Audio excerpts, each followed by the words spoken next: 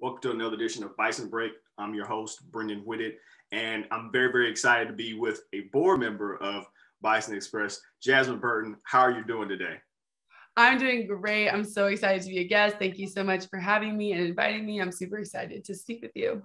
I'm really excited to speak with you too. It's always nice being able to kind of draw the curtain back on the organization at large, because we are y'all. You know what I mean? Like, we are the people that we're the same people on campus, and we just really want to make sure you all understand that it's nothing super special about anything. We had a great time, and we want to get back, but that's it. It's the same feeling that you feel. But we do have a super special guest, so there is something special here. So bring me. I want to go back. Give me a little bit of your villain origin story. How'd you decide on Howard Law? Yes. So I was currently at University of Virginia, and I was playing volleyball there. And I had an injury. I tore my labrum my second year and got surgery that took me out for like half of my third year. And having that like 6 months of not being able to play a sport that kind of has been your whole life, it kind of was the first time I was like, oh, wow, I need to start thinking about next steps and what I want to do. And so I had always been considering Howard for undergrad as well, but like life takes you certain places. And so Howard was actually the only law school that I applied to. Looking back at that, I do not recommend only applying to one law school. Yeah, that's wild. I still am like, but God, that's the only way it can be described. But I just knew I wanted to go there. And in my brain, I'm like, if I don't get in, then I wasn't meant to go to law school, which is not how you should be thinking about it, but it all worked out. And so that is how I ended up at Howard Law, and how I ended up, at Bison Express and meeting all of you also. Yeah. Okay. All right. So cool. Well, I'm glad you mentioned sports right off the gate, because we got a few icebreakers just so folks get a chance to know you a little bit better. So we're gonna start. Well, first off, where you're from, Virginia? No, I'm from Los Angeles. It's so crazy. I only came to East Coast for school and volleyball and all that stuff. So originally from LA. All right. So maybe now I feel bad because I have a specifically. I mean, I'm not gonna say it's a Southern question, but salt or sugar on your grits. Like that was where I was going with that. But I don't even know. I mean, you might not even. So do you know what grit? Let's start. You got a good grits base of what you don't want there. So this is what you have to do. You put butter and seasoning salt, and that's what I put in my grits every single time. Not regular salt, seasoning salt. Lowry specifically, I know a lot of people might say, like, I do my tried and true. I actually have a beef with people that put sugar in their grits or people that eat cream of wheat. Let them know. So like, yeah, like I'm here, like I want the smoke, like I want to fight. So that's how I feel. It's seasoning salt and butter in the grits for sure. Nothing like Bison Express starting beef already. That's fantastic. Okay. So if you could attend any sporting event, any sporting event on the spectrum, what would it be? Football is definitely, no, I was gonna say football is definitely not the answer, but it's so funny because I feel like that's everyone's answer. Mine is basketball. Immediately. But what's interesting is during the Olympics, my favorite sport to watch is volleyball or swimming. I don't know why I love swimming so much, but I love swimming during the Olympics. It's dope. I mean, it's and they have the different strokes, the relay teams. It's a whole. Right. I've actually been watching, trying to watch the winter sports. I haven't watched a lot of winter Olympics, but curling got me. Like it's like I'm all in it. Like I am all in it. I love the Olympics. No, Winter Olympics are going on right now. And that's fun to watch, like snowboarding and all those sports, like bobsledding, but they're like on their, it's insane, but yeah, it's cool. Yeah, there's some stuff that just seems too dangerous to practice. So I don't know how you can get good enough to be at the Olympics, but not me. I'm not, that's not my ministry, and that is completely fine. Right. What is your fondest sports memory? It can be from when you're playing or as a spectator. Okay, I'm going to tell you my fondest sports memory. It's actually, I used to work out at this gym called 24 Hour Fitness. And yeah, it's like, there's some in Virginia, but there's a lot in LA. And one time I was just like hooping with my dad, and Magic Johnson was in there at the same time. I swear. And then I go, is there any advice you have for me, like a young athlete? Like, I'm so excited. He goes, yeah, keep smiling. And I just literally was like, That's so fascinating. Like, because it's so interesting because if you look at Magic Johnson and who he is, I feel like his smile is his staple outside of basketball. So I was like, you know what, maybe this actually is deeper advice than it seems. So yeah, I actually read way too much into it and have actually like lived my life based on that advice. So hey man, you like a 6'8" Yoda. Like you just gotta. I mean, look right. Where you at now. All thanks to Magic. Look at there. Right. Keep on smiling. I see you. Like this, just like this. All right, now this is I'm gonna do one of the others, whichever works best for you. Worst haircut you ever had, or worst fashion decision you ever made? Oh my gosh. We used to all wear gaucho pants. I don't know if you remember but it's like those giant flare things that just look like frocks. I literally don't know why we ever wore those. But haircut. Oh my gosh. So I've never had a bad haircut because like that's just like the one thing that like I do.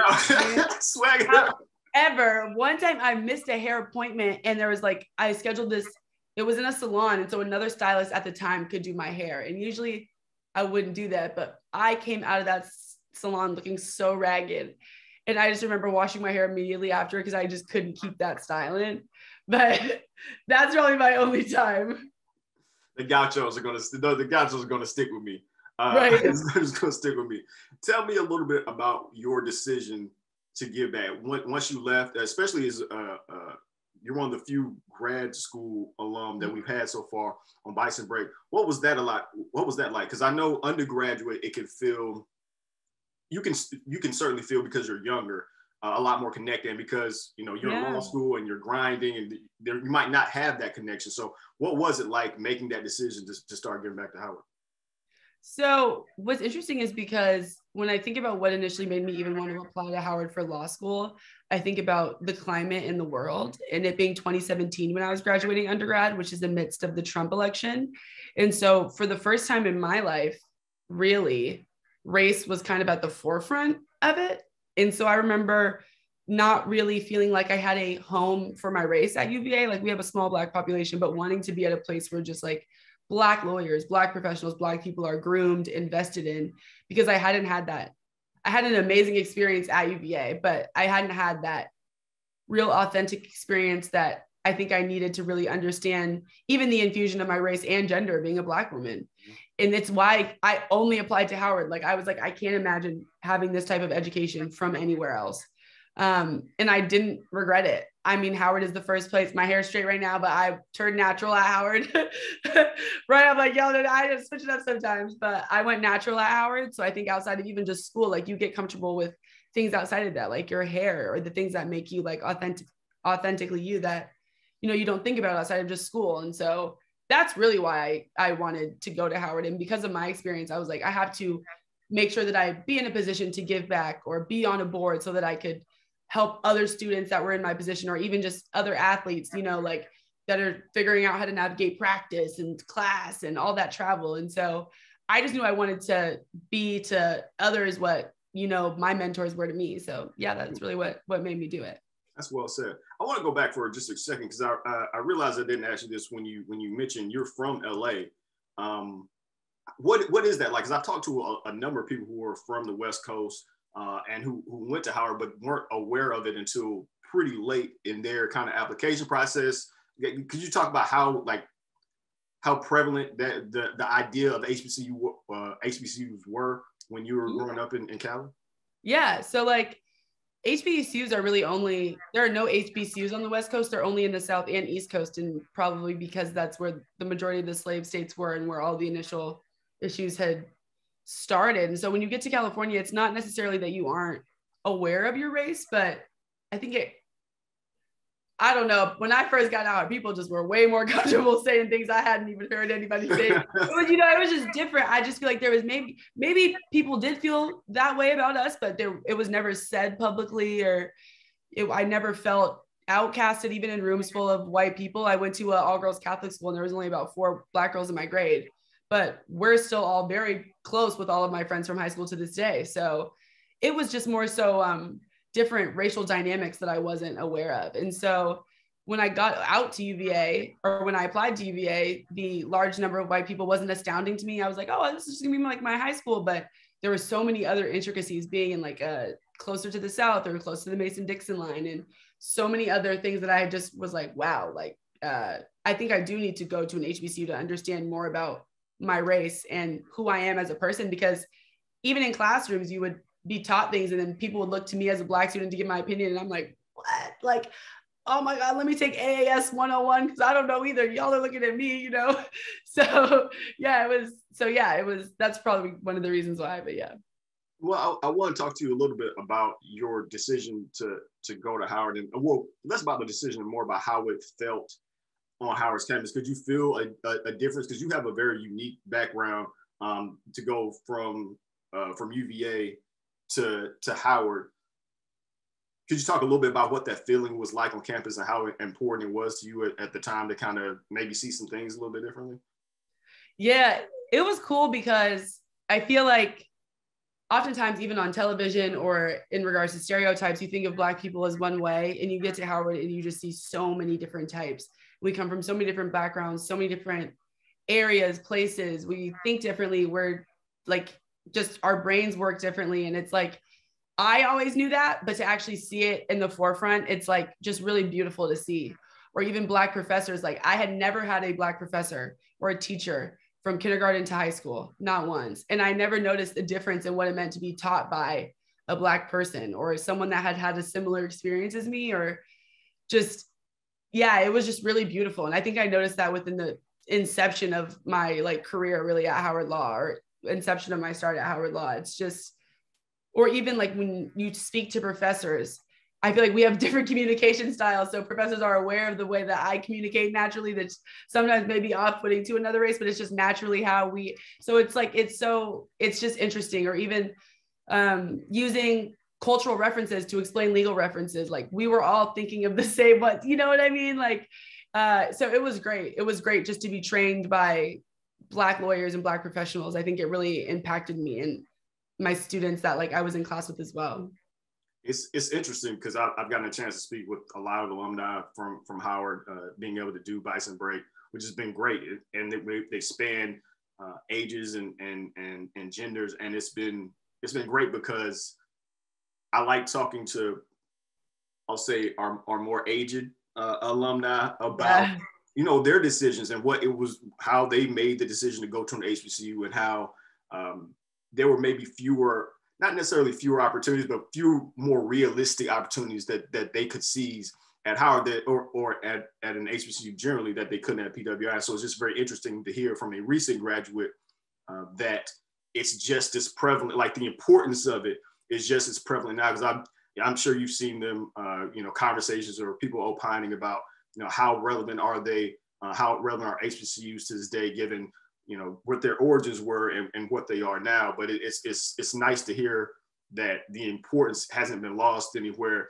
in this, in this time span that I've been able to understand a little bit better, speaking to older HBCU alumni.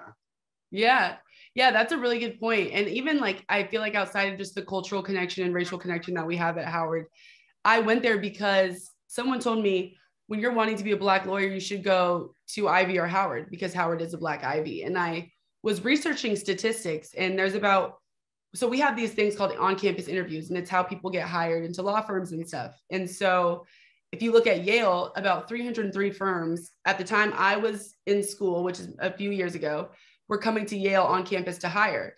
And you look at Howard and we have the same number and the same firms. And so you look at these opportunities and you're like thinking, oh, I could go here and do this, this, and this, or I could go here and have the same types of firms coming to hire me, but also understand my race, also understand my gender, also understand all these things. And so that's all of the added benefit, I guess, that went on top of, to me, going to Howard as opposed to another schools. It's like, we have all of those academic connections, but we have what the other schools don't. And that's the racial humanity and all of those as well. So I love that. That's dope. And I appreciate you bringing it to a really tangible place where you're talking about who's coming on campus and the opportunities available. You're not missing out, but you are getting something a little bit extra that you wouldn't get somewhere else. So I appreciate you highlighting that. I'm gonna get you out of here on this.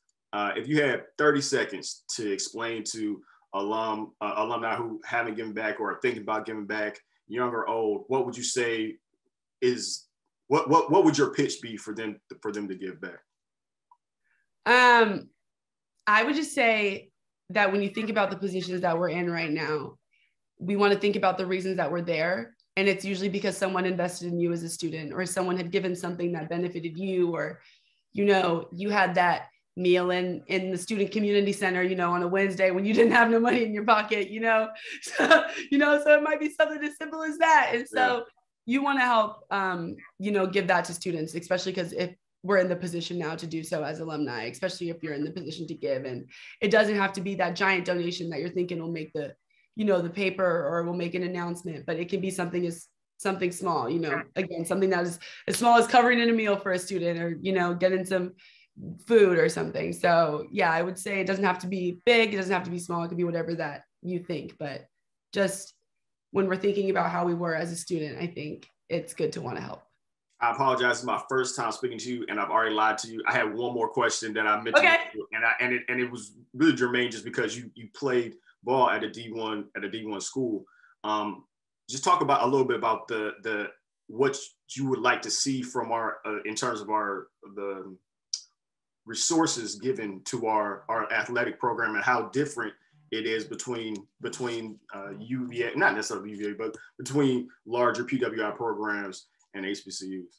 So I actually made my way onto Bison Express because when Mackenzie Scott gave her $35 million donation, I wrote an open letter to Howard that was signed by multiple students requesting that some of that money was allocated to athletics. So the letter was pretty popular. I got interviewed at HBCU game day. And then that's why Bruce gave me a call and was like, who are you? Where did you come from? I was like, I didn't go to Howard undergrad, but I'm down to be on Bison Express. Like, I love sports. And so it was great because when you talk about, again, being like a younger person, I don't have the wisdom in the field that other people do. And so being able to be groomed by them and them investing in me has been kind of amazing. But again, I do think Howard does need to invest in athletics. And I do think it's on us to kind of take the first step, because when you're touring as a young athlete, you think of all the things I'm thinking of, like, oh, I want to go to Howard for this, and this reason. But then you walk into the facility and you're like, okay, I don't know. I just visited John Paul Jones at UVA. I just visited Cameron Indoor at Duke, or where Michael Jordan played at UNC. Like, it's tough to say no to those things as a young athlete. You know, as you're older, you see the bigger picture. But when you're 16 touring, it's like, I want to play where Jordan played, you know? So I would say, like, we want to make our facilities competitive. We want to make our school alluring to athletes, because I think people want to go. So we just need to give them just a reason, you know? And I think facilities and just showing that we invest in our athletes a little bit can be the first step. Thank you for that. I really do appreciate it. That is the reason I had to get there, was because you have a very, very interesting perspective on it. And I appreciate you sharing that with us. And I also appreciate you spending time with us. Thank you so much, Jasmine. I look forward to some more longer email threads in the future. And I will talk to you soon. Thank you. You too.